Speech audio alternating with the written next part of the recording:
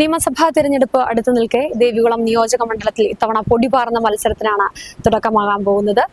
ഒരു രാജമയം തന്നെയാണ് ഈ ദേവികുളം നിയോജക മണ്ഡലത്തിൽ നടക്കാൻ പോകുന്നത്. അപ്പം മീറ്റ് ദി കാൻഡിഡേറ്റിൽ എൻ്റെ കൂടെ ഇപ്പോൾ ഉള്ളത് NDAയുടെ സ്ഥാനാർത്ഥിയായ S. രാജേന്ദ്രനാണ്. അദ്ദേഹം മുന്നേ LDFിന്റെ ഭാഗമായി മത്സരിച്ച് 3 തവണ MLA ആയി നിന്നിരുന്ന ഒരാളാണ്. ഇപ്പോൾ NDA സ്ഥാനാർത്ഥിയായിട്ടാണ് മത്സര രംഗത്തുള്ളത്. അപ്പോൾ നമുക്ക് മീറ്റ് ദി കാൻഡിഡേറ്റിലൂടെ കുറച്ച് കാര്യങ്ങൾ ചോദിച്ചറിയാം. എങ്ങനെ പോകുന്നു നമ്മുടെ പ്രചരണ പ്രവർത്തനങ്ങളും കാര്യങ്ങളൊക്കെ? നല്ലപോലെ മാറ്റങ്ങളുണ്ട്, ജനങ്ങൾ ഉൾക്കൊള്ളുന്നുണ്ട്. പ്രതീക്ഷിച്ചതിനേക്കാളും വളരെയേറെ ആത്മവിശ്വാസവും ബലവും തരുന്ന വാക്കുകളാണ് ജനങ്ങളിൽ നിന്ന് ലഭ്യമാകുന്നത്. കുറച്ച് വിശ്വാസമാണ് നമ്മൾ ജയിക്കുമെന്നുള്ള കാര്യത്തിൽ തർക്കമില്ലാതെ മനസ്സ് ബലമുണ്ട്. ഇത്തവണ വിജയപ്രതീക്ഷ എത്രത്തോളമുണ്ട്? എത്രത്തോളം എന്നൊന്നുമില്ല, പറയുന്നത് ജനങ്ങളുടെ ആവശ്യമായി കണക്കാക്കി അവർ തന്നെ സ്വീകരിച്ചിട്ടുണ്ട്. അതുകൊണ്ട് വിജയം തന്നെയാണ് ഉറച്ചത്, അതിൽ നിന്നും കുറവായ വേറെ ഒന്നുമില്ല. നമുക്ക് ഇത്തവണയുള്ളൊരു വ്യത്യാസം എന്ന് പറഞ്ഞു കഴിഞ്ഞാൽ, മുന്നത്തെ തവണ CPMന്റെ കൂടെ നിന്ന് അത്രയും വർഷം പ്രവർത്തിച്ചു. ഇത്തവണ NDA സ്ഥാനാർത്ഥിയായി നിൽക്കുമ്പോൾ ആ ഒരു വ്യത്യാസം എങ്ങനെയാണ് ഫീൽ ചെയ്യുന്നത്? അതായത് ഒരു 5 വർഷക്കാലം പ്രവർത്തന രാഷ്ട്രീയ രംഗത്ത് ഇല്ലായിരുന്നല്ലോ. 5 വർഷക്കാലം എന്ന് പറയുന്നത് ജനങ്ങൾക്ക് എന്നെ മനസ്സിലാക്കാനും എന്നോടൊപ്പം നിന്ന ആളുകളെ മനസ്സിലാക്കാനും സാമൂഹിക വ്യവസ്ഥയിൽ ജനങ്ങൾക്ക് മറ്റ് ജനപ്രതിനിധികളെ മനസ്സിലാക്കുവാനും രാഷ്ട്രീയ സാഹചര്യങ്ങൾ എങ്ങനെയാണ് എന്ന് കണക്കാക്കാനും ആ അന്തരമായ 5 വർഷക്കാലം വലിയ ഗുണം ചെയ്തു. അതായത് നമ്മൾ വളരെ സൈലൻ്റായി ഇരിക്കുന്നു എന്നുള്ളത് ഒരു വലിയ ബലം തന്നെയാണ്. അപ്പോൾ ഞാൻ താല്പര്യപ്പെട്ടില്ലല്ലോ എന്ന് വെച്ചാൽ ഇടതുപക്ഷത്തിൽ നിന്നപ്പോൾ സംശയമാണല്ലോ. അപ്പം വീട്ടിലാണേലും അകത്താണേലും പുറത്താണേലും സംശയം വന്നു പോയാൽ പിന്നെ അത് നിവർത്തി ചെയ്യുക എന്നുള്ളതാണ്. പക്ഷെ ആ വിശ്വാസത്തിൽ എടുക്കാൻ പറ്റാതെ വന്ന സാഹചര്യത്തിൽ, വിശ്വാസം ഇല്ല എന്ന് ഉറച്ച സാഹചര്യത്തിൽ പിന്നെ എത്രത്തോളം നമ്മൾ ആ വിശ്വാസം ഉണ്ടെന്ന് ധരിപ്പിച്ച് പറഞ്ഞാലും വിശ്വാസം ഉണ്ടാവില്ല, മനസ്സിന് സുഖമുണ്ടാവില്ല. അപ്പം നമ്മൾ 5 വർഷക്കാലം വളരെ സൈലൻ്റ് ആയിരുന്നു, യാതൊരു വിധ ഇടപെട്ടുന്നില്ല. ഗവൺമെൻറ് പരിപാടികളിൽ പോലും നോട്ടീസിൽ പേർ വെക്കാൻ വിസമ്മതം അല്ലെങ്കിൽ സമ്മതം എടുക്കാതിരിക്കുന്ന ആ നിലയിലേക്ക് നിലപാട് സ്വീകരിക്കാത്ത ഒരു LDF അല്ലെങ്കിൽ CPMന്റെ നിലപാട്, നേതാക്കളുടെ നിലപാട് നമുക്ക് മനസ്സിലായപ്പോൾ നമുക്ക് ആ 5 വർഷക്കാലം നമ്മളെ ഒരുപാട് പഠിപ്പിച്ചു. എന്നാലും നമ്മൾ വളരെ നിശബ്ദമായാണ് ഇരുന്നത്. അപ്പോൾ നമ്മളെ ഇത്രയും കാലം ഒപ്പം നിന്നവർ, സഹായിച്ചവർ, നമുക്ക് വേണ്ടി വാദിച്ചവർ, പ്രതിവാദങ്ങളിൽ പങ്കെടുത്തവർ, നമുക്ക് വേണ്ടി വാദഗതിയിൽ ഉടക്കുണ്ടാക്കിയവർ, സമ്മർദ്ദങ്ങളിൽ നിന്ന ആളുകൾ, അവരുടെ മാനസിക പ്രശ്നങ്ങൾ, അവരുടെ മക്കളുടെ ആവശ്യങ്ങൾ, അതെല്ലാം വരുന്ന സാഹചര്യത്തിൽ ഒരു വർഷക്കാലമായി കുറച്ച് ചർച്ചകൾ ഇങ്ങനെ ഉണ്ടായി. അപ്പം എന്നെയും കണ്ട് ഒന്നും സംസാരിച്ചിരുന്നു. അങ്ങനെ ഗുരുനാഥനെ അദ്ദേഹം സംസാരിച്ചു. ആ നിലയിൽ ഇന്ന് ആവശ്യം എന്താണ്, ദേവികുളത്തും ഇടുക്കിയിലും എന്താണ് പ്രശ്നം? വനം വലിയ പ്രശ്നം തന്നെയാണ്. വനവും വന്യജീവികളുടെയും പ്രശ്നം ജനങ്ങൾക്ക് വലിയ പ്രശ്നം തന്നെയാണ്. അത് ഗതാഗതമാകട്ടെ, റോഡിൻ്റെ കാര്യത്തിലാകട്ടെ, വന്യജീവികളുടെ പ്രശ്നത്തിലാകട്ടെ. ഇപ്പം ഇന്നലെല്ലാം കല്ലാറിൽ മിനിഞ്ഞാന്ന് ഒരാളെ ചവിട്ടിക്കുന്നു. അതിൻ്റെ തലേദിവസം ഗുണ്ടള ക്ലബിൽ ഒരു പശുവിനെ കടുവ പിടിച്ചു. അങ്ങനെ ചട്ടമുന്നാർ, പാമ്പൻമല, ഇങ്ങനെ ഒട്ടനവധി പ്രശ്നങ്ങളിൽ. അപ്പം വനവുമായി ബന്ധപ്പെട്ടിട്ടുള്ള ഏറെ പ്രശ്നത്തിന് കേരള സർക്കാർ, കേരളത്തിൽ ഇടതുപക്ഷം വന്നാലും വലതുപക്ഷം, അതായത് കോൺഗ്രസോ കമ്മ്യൂണിസ്റ്റോ അല്ലെങ്കിൽ ഇത് രണ്ടും കൂടിയ ഇന്ത്യയോ, ഇത് രണ്ടും വന്നാൽ പോലും നിയമ ഭേദഗതി കേരള സർക്കാരെ കൊണ്ട് കേരള സംസ്ഥാനത്ത് നടക്കില്ല എന്നുള്ള കാര്യം ഉറപ്പാണ്. ഇപ്പോഴും അതെന്തുകൊണ്ട് അവർ പറയുന്നത് കേന്ദ്രത്തിൻ്റെയാണ് എന്ന് വെച്ചാൽ വനവകുപ്പിൻ്റെ ഉദ്യോഗസ്ഥന്മാരെ നിലയ്ക്ക് നിർത്താൻ പോലും നമുക്ക് കേരള സർക്കാരിലാവില്ല. അപ്പം പിന്നെ ആരെയാണ് ആശ്രയിക്കേണ്ടത്? കേന്ദ്രം തന്നെയാണ്. മറ്റൊന്ന്, ഞാൻ ജനിച്ചു വളർന്നതും ഗുരുനാഥനൊക്കെ അന്നത്തെ BA ആണ്. ഇന്ന് അദ്ദേഹത്തിന് 10-70 വയസ്സുണ്ടെന്നാണ് പറയുന്നത്. അന്നത്തെ BA പഠിച്ച ആളുകൾ എത്ര ഉന്നത സ്ഥാനത്താണ്. പക്ഷെ അദ്ദേഹവും തോട്ടം തൊഴിലാളിയായിട്ടാണ് ഇവിടെ പരിചയപ്പെടുന്നത്. അപ്പം അദ്ദേഹവും ഞങ്ങളും എല്ലാം ജനിച്ചത് ഒരു എസ്റ്റേറ്റ് ലൈൻസുമായി ബന്ധപ്പെട്ടുള്ള ജീവിതമാണ്. അവിടെ ഒരു മാറ്റം വേണം. ഇന്നത്തെ 500 രൂപ പോരാ, 1000 രൂപ വേണം. ആരോഗ്യ മേഖലയിൽ പ്രശ്നമുണ്ട്, വിദ്യാഭ്യാസ മേഖലയിൽ പ്രശ്നങ്ങളുണ്ട്. അങ്ങനെ പ്ലാന്റേഷൻ മേഖലയിൽ പരിഹരിക്കാൻ കേരള സംസ്ഥാനത്തെ കൊണ്ട് ഇന്ത്യ മുന്നണി ഭരണത്തിൽ വന്നാൽ നടക്കുമോ എന്ന് ചോദിച്ചാൽ നടക്കില്ല. പിന്നെ ആര് വേണം? കേന്ദ്രം വേണം. അപ്പോൾ മോഡിജിയുടെ സഹായം വേണം. പിന്നെയുള്ളത് എന്താണ്? ഇവിടെ രാജയും കുമാരും മത്സരിച്ചപ്പോൾ ഉണ്ടായ ജാതി സർട്ടിഫിക്കറ്റാണ്. ആ ജാതിയുടെ പ്രശ്നം ഇപ്പോഴും നിലനിൽക്കുന്നു. ഇത് ഇപ്പോഴും സർട്ടിഫിക്കറ്റ് കൊടുത്തിരിക്കുന്നു. അതിന് ഇന്നലെ സുപ്രീം കോടതി ഒരു വിധി വന്നത് എന്താണ്? ക്രിസ്ത്യൻ എന്ന് പരാമർശിക്കപ്പെട്ട ഒരാള് മതപരിവർത്തനം നടത്തിയാൽ അവർക്ക് SCയുടെ ആനുകൂല്യം പാടില്ല എന്ന് സുപ്രീം കോടതി വിധി പറഞ്ഞിരിക്കുകയാണ്. അപ്പം അതിരുന്നോട്ടെ. പക്ഷെ അങ്ങനെ ഇനിയും കേസുമായിട്ടാണ് ആരെങ്കിലും കേസിന് പോകും. ഞങ്ങളല്ല പോകുന്നത്, ആരെങ്കിലും പോകും. BJPക്കാർ അത് ഉള്ളത് പറയാൻ പോയാൽ പറയും മതപരമായ പ്രശ്നമാണ്. അതുകൊണ്ട് ഞങ്ങളാരും പോകാൻ ആഗ്രഹിക്കുന്നില്ല. എന്നാൽ കേസ് ഉണ്ടാവുമെന്നാണ് ഞാൻ മനസ്സിലാക്കിയത്. ലിംഗ്വിസ്റ്റിക് മൈനോറിറ്റിയുടെ അസോസിയേഷൻ എന്തോ അവർ കേസിൽ പോകാനാണ് ഉദ്ദേശിച്ചിരിക്കുന്നത്. അങ്ങനെ വന്നാൽ വീണ്ടും രാജയുടെ ഒരു സ്ഥിതിഗതികളെ സംബന്ധിച്ച് ഭാവിയിൽ എന്താണ് നമുക്ക് പറയാനില്ല. അപ്പോൾ ആ ജാതി സർട്ടിഫിക്കറ്റ് കൊടുക്കേണ്ടത് മുഖ്യമന്ത്രി എന്താ പറഞ്ഞത്? കേന്ദ്രത്തിൽ നിന്നാണ് വരേണ്ടത്. ഭരണഘടനയിലെ മാറ്റം വേണം. അപ്പം നിയമനിർമ്മാണം കേന്ദ്രവുമായി ബന്ധപ്പെട്ട നിയമങ്ങളിലെ വേണ്ട മാറ്റം അത് കേന്ദ്രത്തിൽ നിന്നാണ് വരേണ്ടത്, മോഡിയിൽ നിന്നാണ് വരേണ്ടത്, BJP സർക്കാരിൽ നിന്നാണ് വരേണ്ടത്. അങ്ങനെ വന്നാലാണ് ഇടുക്കി ജില്ലയിലും ദേവികുളത്തും തോട്ടം തൊഴിലാളികൾക്കും ഇവിടെ മറ്റിതര ജനവിഭാഗങ്ങൾക്കുമെല്ലാം ജീവിക്കാൻ പറ്റുന്ന സാഹചര്യം ഉള്ളത്. അപ്പോൾ ഇതെല്ലാം സമ്മർദ്ദങ്ങളായി വന്നപ്പോൾ ഞങ്ങൾ ആലോചിച്ചു, 1-2 വട്ടം ചർച്ച നടത്തി BJP കേന്ദ്രമൊക്കെ ആയിട്ട് ഞങ്ങൾ ഒരു ധാരണയുണ്ടാക്കി. അതിൻ്റെ അടിസ്ഥാനത്തിലാണ് ഞങ്ങൾ BJPക്ക് മാറിയതും NDAയിൽ സ്ഥാനാർത്ഥിയായതും. അപ്പോൾ മാനസികമായി നിലപാട് സ്വീകരിക്കുന്നതിന് ഞങ്ങൾക്ക് ഒരു പ്രയാസവും ഇല്ല. ജനങ്ങൾക്ക് പൊതു താല്പര്യത്തിനെയാണ് പൊതു രാഷ്ട്രീയം, പൊതുസേവനം, അതാണ് രാഷ്ട്രീയ പ്രവർത്തനം. അതുകൊണ്ട് വേറെ വിഷമിക്കേണ്ട ഒരു കാര്യമില്ല. ഓക്കെ. അപ്പം ഇത്തവണ BJPയിലേക്ക് മാറി. അപ്പോൾ ഈ ഇടതുപക്ഷത്ത് വോട്ടിന്റെ ഒരു വിള്ളരി വരാൻ സാധ്യതയുണ്ടോ? അതോടൊപ്പം തന്നെ UDFന്റെ ഭാഗം എന്ന് പറയുന്നത് അങ്ങനെയൊരു മാറ്റം വന്നതുകൊണ്ട് അവർക്ക് വിജയ സാധ്യത ഉണ്ടെന്ന് ഇത് എങ്ങനെയാണ് വിലയിരുത്തുന്നത്? അതൊക്കെ ഈ ചോദ്യം ജനങ്ങൾക്കും മനസ്സിലാവില്ല, ആർക്കും മനസ്സിലാവില്ല. വെച്ചാൽ താങ്കൾ ചോദിച്ചത് കൊണ്ടിട്ടല്ല. ജനങ്ങളുടെ മനസ്സൊന്നും LDFും UDFും പഠിക്കാനാവില്ല. ഇത് രണ്ടും അതിജീവിക്കുവാനുള്ള മാനസിക അവസ്ഥയിലും ഞാൻ നേരത്തെ പറഞ്ഞ ജീവിത സാഹചര്യങ്ങളിൽ കുട്ടികളും പിൻഗാമികളും അവർക്ക് ജീവിത സാഹചര്യങ്ങളും ഒരുക്കാൻ LDFിന് UDFിനെ കൊണ്ട് സാധിക്കുമോ എന്നല്ലേ ജനം അങ്ങനെ പച്ചയ്ക്ക് പറയാൻ അറിയാതെ ഈ ബുദ്ധിമുട്ടുകൾ എങ്ങനെ മാറ്റാൻ പറ്റും അതല്ലേ പറയുന്നത്. അപ്പം ജനങ്ങളുടെ പ്രശ്നം എന്താണോ ആ പ്രശ്നം പരിഹരിക്കാൻ ആരാണോ കഴിയുന്നത്, ഇപ്പം ഞങ്ങളത് നല്ലപോലെ ജനങ്ങളെ ബോധ്യപ്പെടുത്തിയാൽ അവതരിപ്പിച്ചാൽ അത് അത്രയേറെ വോട്ട് വർദ്ധിപ്പിക്കും. അതിൽ LDFും UDFും ഒന്നുമല്ല അതിൻ്റെ മുമ്പിലുള്ളത്. ഓക്കെ. ഈ 3 തവണ LDF ഭാഗത്തുനിന്ന് മത്സരിച്ചു MLA ആയിട്ടിരുന്നതാണ്. അപ്പോൾ ഈ ദേവികുളം മണ്ഡലത്തിൽ ഒട്ടനവധി വികസന പ്രവർത്തനങ്ങൾ ചെയ്യാൻ സാധിച്ചു. തോട്ടം മേഖലയാണ് നമ്മുടെ ഈ ഒരു മണ്ഡലം എന്ന് പറഞ്ഞാൽ മെയിനായിട്ട്. അപ്പം അവിടെ ഒരുപാട് ഇടപെടൽ നടത്താൻ സാധിച്ച ഒരു വ്യക്തിത്വമാണ്. അപ്പം എത്രത്തോളം വികസനങ്ങൾ അന്ന് നടത്താൻ സാധിച്ചു? 2021 വരെ ബഡ്ജറ്റിൽ, അതായത് 2018 പ്രകൃതിക്ഷോഭം, 19 പ്രകൃതിക്ഷോഭം, 20 കൊറോണ, അങ്ങനെ 3 കൊല്ലം പോയി. അതിന് മുൻപുള്ള ഏതാണ്ടൊക്കെ എനിക്ക് ആക്ച്വലി 15 വർഷക്കാലത്തിൽ പ്രവർത്തിക്കാൻ കിട്ടിയത് പഞ്ചായത്ത് തെരഞ്ഞെടുപ്പും പാർലമെന്റ് തെരഞ്ഞെടുപ്പും പ്രകൃതിക്ഷോഭവും കൊറോണയും കഴിഞ്ഞ 3 കൊല്ലമാണ് ആകെ കിട്ടിയത്. അതിൽ പുമ്പള ഒരുമ സമരം വന്നു, VSന്റെ മറ്റ് ഇടപെടൽ വന്നു. കിട്ടിയ 3 വർഷത്തിനുള്ളിൽ ദേവികുളം നിയോജക മണ്ഡലത്തിൽ അടുത്ത 15 വർഷക്കാലം വരെ എന്താണോ വേണ്ടത് അത് എല്ലാം ബഡ്ജറ്റിൽ പാസ്സാക്കി ബഡ്ജറ്റ് ഡിക്ലറേഷനോട് കൂടിയാണ് അന്ന് ഇറങ്ങിയത്.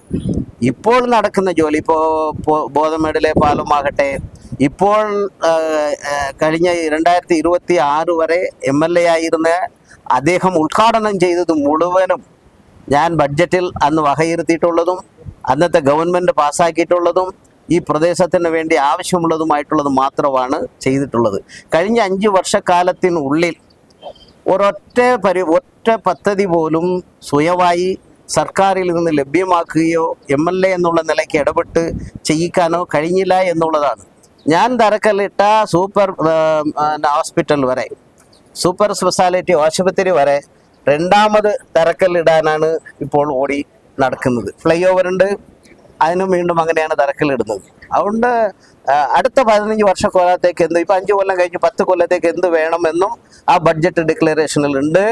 അതിനെല്ലാം കേന്ദ്ര ധനസഹായം ഒരു 5000 കോടി രൂപയും 50,000 വീടും, അതിൽ ജാതിഭേദമില്ലേ, ആദിവാസികളുണ്ട്, മറ്റ് പട്ടികജാതി വർഗമുണ്ട്, അല്ലാത്ത OBC ഉണ്ട്. അങ്ങനെ കാർഷിക മേഖലയിലും ആദിവാസി മേഖലയിലും തോട്ട മേഖലയിലും വീടില്ലാത്ത ആളുകൾക്ക് അടക്കം 50,000 വീടാണ് ആദ്യത്തെ ഗഡുവായി മേഖലയിലേക്ക് കേന്ദ്രത്തിൽ നിന്ന് ലഭ്യമാക്കുവാൻ വേണ്ടിയിട്ടുള്ള ധാരണ മുൻ നിർത്തിയിട്ടുള്ളത്. ഇപ്പോൾ ഇതെൻ്റെ വാഗ്ദാനമല്ല കേട്ടോ, തെരഞ്ഞെടുപ്പ് വാഗ്ദാനമല്ല, ഇത് നേരത്തെ ഞങ്ങൾ ഉറപ്പിച്ചിട്ടുള്ള ധാരണയാണ്. നേരത്തെ MLA ആയിരുന്നപ്പോൾ ഒരുപാട് വാഗ്ദാനങ്ങൾ ചെയ്തിട്ടുണ്ട്, അത് നിറവേറ്റാൻ സാധിച്ചിട്ടുണ്ടെന്നും ഇപ്പം അദ്ദേഹം പറഞ്ഞു. ഇനി നമ്മുടെ ഈ കേന്ദ്ര സർക്കാരിന്റെ ഒരു വികസിത കേരളം എന്ന ഒരു വലിയ ലക്ഷ്യമുണ്ടല്ലോ, ആ ലക്ഷ്യത്തിൽ ഊന്നി നമ്മുടെ ഇടുക്കി ജില്ലയിലും അതോടൊപ്പം തന്നെ ദേവികുളം മണ്ഡലത്തിലും ഇനി ജയിച്ചു വരികയാണെങ്കിൽ എന്തൊക്കെ ചെയ്യാനാണ് ഒരു പദ്ധതികൾ? തീർച്ചയായും ശബരിമല പഴനി 6 കൊല്ലമായി 2400 കോടി രൂപയുടെ ബഡ്ജറ്റ് നിതിൻ ഗഡ്കരി ഡിക്ലെയർ ചെയ്തതാണ്. 6 കൊല്ലമായി. ഇപ്പോൾ അതിനകത്ത് പോരായ്മകൾ പരിഹരിച്ച് കൂടുതൽ തുക വകയിരുത്തി കരിമുട്ടി മുതൽ പൊങ്കനോട് വരെയുള്ള സ്ഥലത്ത് ഫ്ലൈ ഓവറായിട്ട്, അതായത് മെട്രോ ട്രെയിൻ പോലെയുള്ള പദ്ധതിയാണത്, അത് നടപ്പിലാക്കും. ഞാൻ പറഞ്ഞ 50,000 വീടുകൾ ആദ്യ ഗഡുക്കളായി വാങ്ങിക്കും. ഗതാഗത യോഗ്യമായി കൊടൈക്കനാൽ റോഡും മണ്ണവഞ്ചോല റോഡും ഇപ്പോൾ ഇരിക്കുന്ന നേര്യമംഗലം മുതൽ കോടതി കേസുമായി ബന്ധപ്പെട്ടുള്ളതിൻ്റെ പ്രശ്നങ്ങൾ ഇവയെല്ലാം പരിഹരിക്കത്തക്ക നിലയിലുള്ള ഇടപെടലുകൾ ഉണ്ടാവും. ഞാൻ കൂടുതൽ കാര്യങ്ങളിലേക്ക് അതിലേക്ക് കടക്കാൻ ഉദ്ദേശിക്കുന്നില്ല. വന്യജീവികളുടെ എണ്ണം നിർബന്ധമായും കുറയ്ക്കും. ഇപ്പോൾ കൃഷിക്കാരുടെ, ഇപ്പോൾ പ്ലാമല മേഖലയിലെല്ലാം CHR ഭൂമിയിൽ വനമാണ് എന്നും പറഞ്ഞ് പിന്നെ വനംവകുപ്പ്, വട്ടവട പ്രദേശത്ത് വനംവകുപ്പിൻ്റെ പ്രശ്നങ്ങൾ, ഇങ്ങനെ പട്ടയ ഭൂമി അപഹരിക്കുന്ന സ്ഥിതി വനംവകുപ്പ് ചെയ്യുന്നുണ്ട്. അങ്ങനെ കൃഷിഭൂമിയെല്ലാം വീണ്ടും കൃഷിക്കാർക്ക് കിട്ടത്തക്ക നിലയിലുള്ള ഇടപെടൽ കേന്ദ്രത്തിൽ നിന്നും നടത്തും. അങ്ങനെ ജീവിത സാഹചര്യങ്ങൾ മെച്ചപ്പെടുത്തുന്നതിനും 5 ലക്ഷം രൂപയുള്ള ആരോഗ്യ പദ്ധതി, ഇൻഷുറൻസ് തോട്ടം തൊഴിലാളികൾക്കും മറ്റുള്ളവർക്കും ഉപയോഗപ്പെടുന്ന നിലയിൽ പദ്ധതി നടപ്പിലാക്കുവാനും സാധിക്കും. അതാണ് നമ്മുടെ രാഷ്ട്രീയ ചർച്ചയ്ക്കിടയിൽ ചെറിയൊരു വീട്ടുകാര്യങ്ങൾ ചോദിക്കുകയാണ്. എങ്ങനെയുണ്ട് വീട്ടിലെ വിശേഷങ്ങൾ? ഇപ്പം വളരെ തിരക്ക് പിടിച്ച ഒരു ഇതിലേക്ക് കടന്നിരിക്കുകയാണ്. വീട്ടിലെ വിശേഷങ്ങൾ എന്തൊക്കെയാണ്? വീട്ടിലെ മൂത്തയാൾ ഡോക്ടറാണ്, വിവാഹമായി, ശങ്കരൻ കോവിലുണ്ട്. ഇളയാള് അഡ്വക്കേറ്റാണ്, ചെന്നൈയിൽ ഒരു ഹൈക്കോർട്ട് ജഡ്ജായിരുന്ന വിമല മേഡം അവരുടെ ഓഫീസിലും അസിസ്റ്റ് ചെയ്യാണ്. കൂടാതെ സ്കൂൾ കുട്ടികളുടെ ഒരു പദ്ധതി ഇന്നലെയാണ് ലോഞ്ച് ചെയ്തിരിക്കുന്നത്. അവർക്ക് അങ്ങനെ ഒരു സ്കീമുമായിട്ട് മുമ്പോട്ട് പോകുന്നുണ്ട്. മൂത്തയാൾ അപർണ, ഇളയാൾ സംഘമിത്ര, അവരെല്ലാം 1-ാം തീയതിക്ക് ശേഷം സജീവമാകും.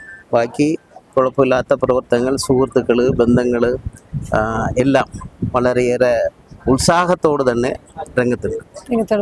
മുന്നോട് മുമ്പ് MLA ആയിരുന്ന സമയത്ത് അങ്ങനെ വീട്ടുകാര്യങ്ങളിലൊന്നും അത്ര ടൈം ചെലവഴിക്കാൻ സാധിച്ചിരുന്നില്ല. ഇത്തവണ ഇനി വലിയ വലിയ തിരക്കുകളിലേക്ക് പോവുകയാണല്ലേ?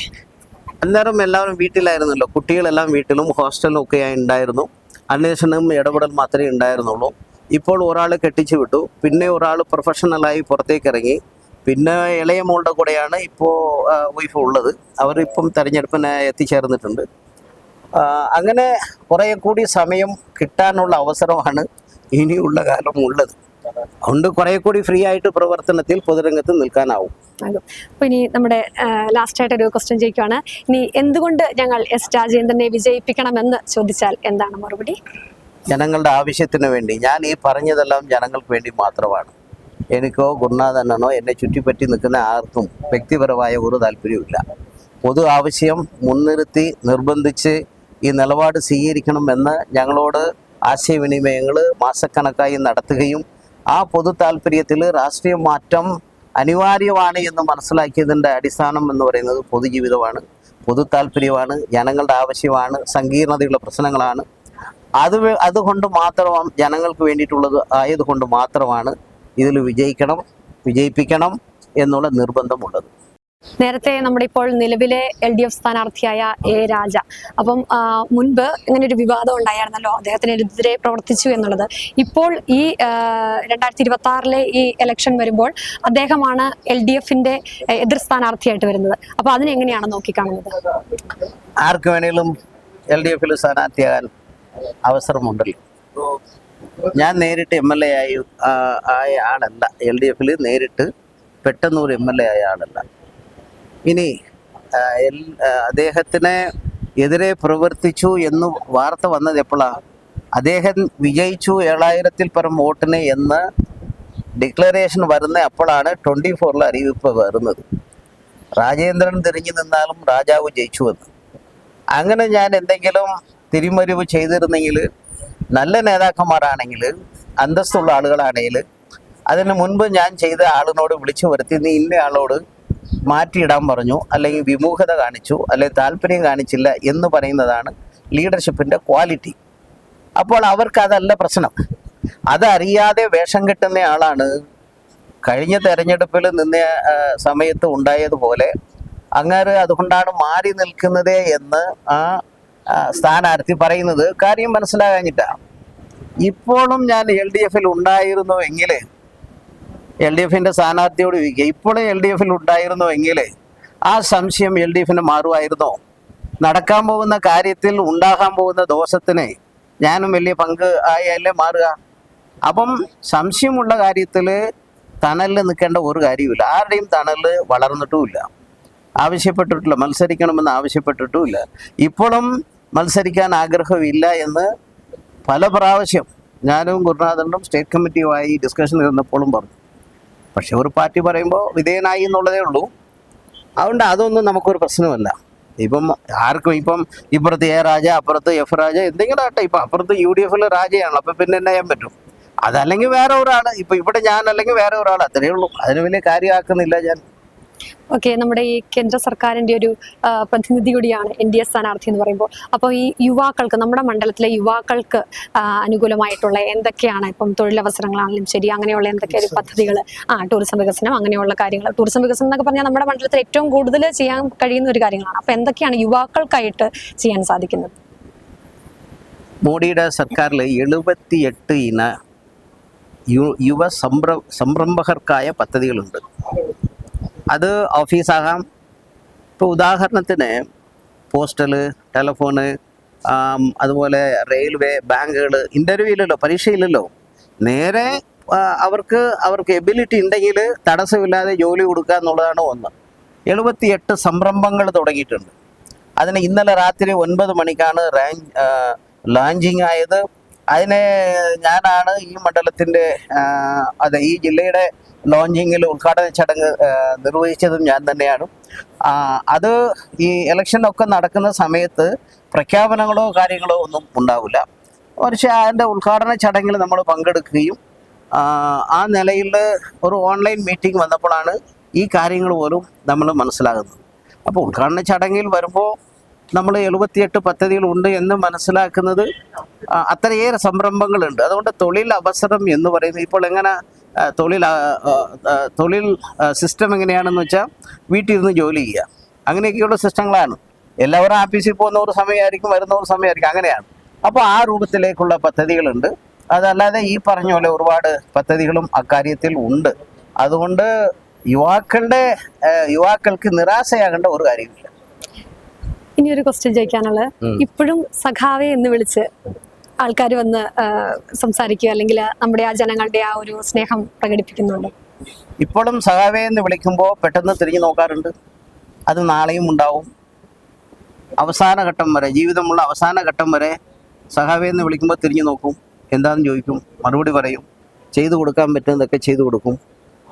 BJP-യിൽ ഉന്നത നേതാക്കന്മാർ, ഞാൻ ഇന്ന ആളുകളാണെന്ന് പറയുന്നില്ല, ഏറ്റവും ഉന്നത നേതാക്കൾ വരെ സഖാവെ എന്ന് പറയുന്ന കാര്യത്തിൽ അവർക്കും വ്യത്യസ്ത അഭിപ്രായമൊന്നുമില്ല. അവർക്ക് പറഞ്ഞത് സഖാവെ എന്ന് വിളിക്കാം, അല്ലെ ജി എന്ന് വിളിക്കാം, എങ്ങനെ വേണേലും വിളിക്കാം. അത് അവരുടെ താല്പര്യം അനുസരിച്ച് ഇതിനും ബാധകമല്ല എന്നുള്ള നിലയിലാണ് അവരും നിലപാടും സമീപനം സ്വീകരിച്ചിട്ടുള്ളത്. അതുകൊണ്ട് സന്തോഷമേ ഉള്ളൂ, പ്രശ്നമില്ല. ജനങ്ങൾക്ക് ഈ രാഷ്ട്രീയ ഇതിൽ ഉപരി ഒരു വ്യക്തി പ്രഭാവത്തിന് ഇമ്പോർട്ടൻസ് കൊടുക്കുന്നതാണല്ലോ. അപ്പം തീർച്ചയായിട്ടും അവർക്ക് ആ ഒരു സ്നേഹമുണ്ടെന്ന് വിശ്വസിക്കുന്നല്ലേ? തീർച്ചയായും. അത് അവർ ചെറുപ്പകാലം മുതൽ, അത് പെട്ടെന്നൊന്നും മാറില്ല, അത് തുടർച്ചയായിട്ട് തുടരും. അതിനൊന്നും കുഴപ്പമില്ല. നിലവിൽ ഇപ്പോൾ നമ്മുടെ BJP പാർട്ടിയിൽ അദ്ദേഹം തുടരുകയാണ്. അപ്പോൾ നമ്മുടെ മൂന്നാറിലെ BJP-യുടെ ഒരു വളർച്ച എന്തൊക്കെയാണ്? അതോടൊപ്പം തന്നെ ഇത്തവണ നമ്മുടെ ഇലക്ഷനിൽ നിൽക്കുമ്പോൾ നമ്മുടെ വോട്ടർമാരോട് എന്താണ് പറയാനുള്ളത്? തീർച്ചയായും താമര ചിഹ്നത്തിൽ വോട്ട് രേഖപ്പെടുത്തണം. എസ് രാജേന്ദ്രൻ ആയ ഞാൻ ജനങ്ങൾക്ക് വേണ്ടി സേവനം ചെയ്യുന്നതിന് വേണ്ടി വിജയിക്കണം. അതിനുവേണ്ടി എല്ലാവിധ സഹായ സഹകരണങ്ങളും ഈ അവസരത്തിൽ അഭ്യർത്ഥിക്കുകയാണ്. ഒപ്പം മൂന്നാർ മാത്രമല്ല, നമ്മുടെ നിയോജക മണ്ഡലത്തിന് അപ്പുറത്ത് മറ്റു പല നിയോജക മണ്ഡലങ്ങളിലും ആയ അനുകൂല സാഹചര്യങ്ങളുണ്ട്. ജില്ലയ്ക്ക് പുറത്തു നിന്ന് പോലും എന്നെ വിളിക്കാറുണ്ട്. 1-ാം തീയതിക്ക് ശേഷം കുറേയേറെ ആളുകൾ മറ്റ് സംസ്ഥാനങ്ങളിൽ ജോലി ചെയ്യുന്നവരെല്ലാം തെരഞ്ഞെടുപ്പ് ജോലി ഏറ്റെടുത്ത് നിന്ന് പ്രവർത്തിക്കാൻ വേണ്ടി അവധിയെടുത്താണേലും എത്തും എന്നാണ് പറഞ്ഞിട്ടുള്ളത്. ഇവിടെ പിന്നെ കേഡർമാരുടെ കുറവില്ല. മൂന്നാറിലും അടിമാലി ഭാഗത്തും ഒക്കെ ഇപ്പോൾ 28-ന് ശേഷമാണ് പ്രചരണ പ്രവർത്തനങ്ങൾ തുടങ്ങുന്നത്. ഇന്നാണ് സ്ക്രൂട്ടനി കഴിഞ്ഞ് കാൻഡിഡേറ്റ് പിന്നെ അറിയിക്കുക. അപ്പം അതിലൊരു ചെറിയ കുറവ് കാണുന്ന പോലെ തോന്നും. അതിന് പ്രവർത്തകർക്ക് കുറവില്ല. പിന്നെ ആദ്യമാണല്ലോ താമര ചിഹ്നം എല്ലാ സ്ഥലത്തും ഒട്ടിക്കുകയും പ്രവർത്തിക്കുകയും. അത് അങ്ങനെ പ്രായോഗികമായി വരുമ്പോൾ ആണ് ശരിയാവുക. അപ്പോൾ അത്തരത്തിലേക്കുള്ള ചെറിയ സ്പീഡായിരിക്കും. എല്ലാവരുടെയും സഹായ സഹകരണങ്ങൾ ഒരിക്കൽ കൂടി അഭ്യർത്ഥിക്കുന്നു.